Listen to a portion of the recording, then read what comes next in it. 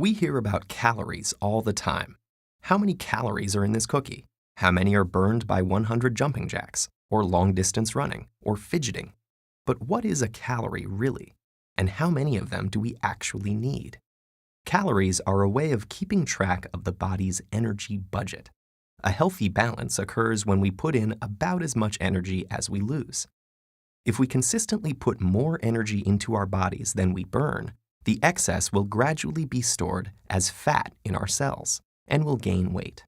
If we burn off more energy than we replenish, we'll lose weight. So we have to be able to measure the energy we consume and use, and we do so with a unit called the calorie.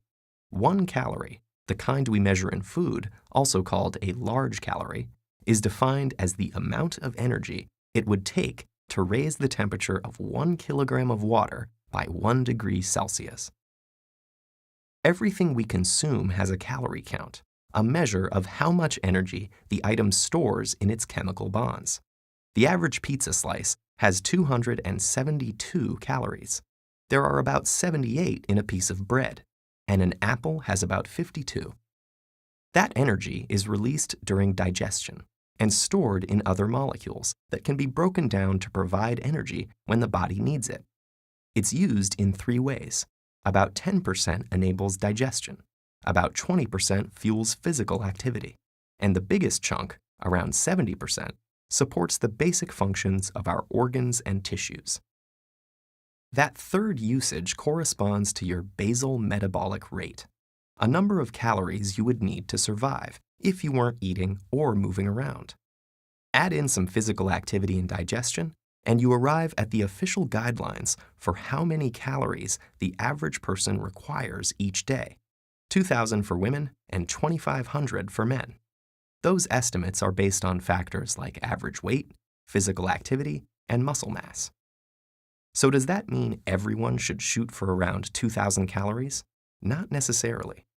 If you're doing an energy-guzzling activity like cycling the Tour de France, your body could use up to 9,000 calories per day. Pregnancy requires slightly more calories than usual. And elderly people typically have a slower metabolic rate. Energy is burned more gradually, so less is needed. Here's something else you should know before you start counting calories. The calorie counts on nutrition labels measure how much energy the food contains, not how much energy you can actually get out of it. Fibrous foods like celery and whole wheat take more energy to digest, so you'd actually wind up with less energy from a 100-calorie serving of celery than a 100-calorie serving of potato chips.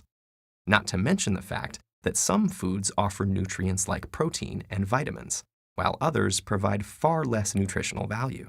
Eating too many of those foods could leave you overweight and malnourished. And even with the exact same food, different people might not get the same number of calories. Variations in things like enzyme levels, gut bacteria, and even intestine length means that every individual's ability to extract energy from food is a little different.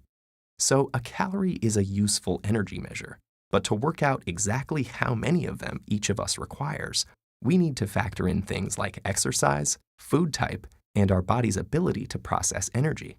Good luck finding all of that on a nutrition label.